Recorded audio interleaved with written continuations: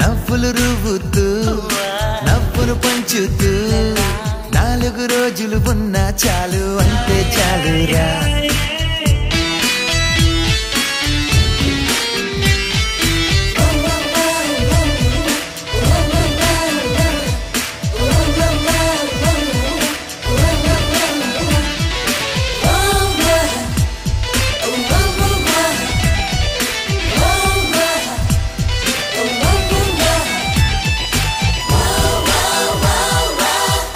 పండుని పొందాలి అంతా ఆనందం అందిన వెంటనే పంచాలి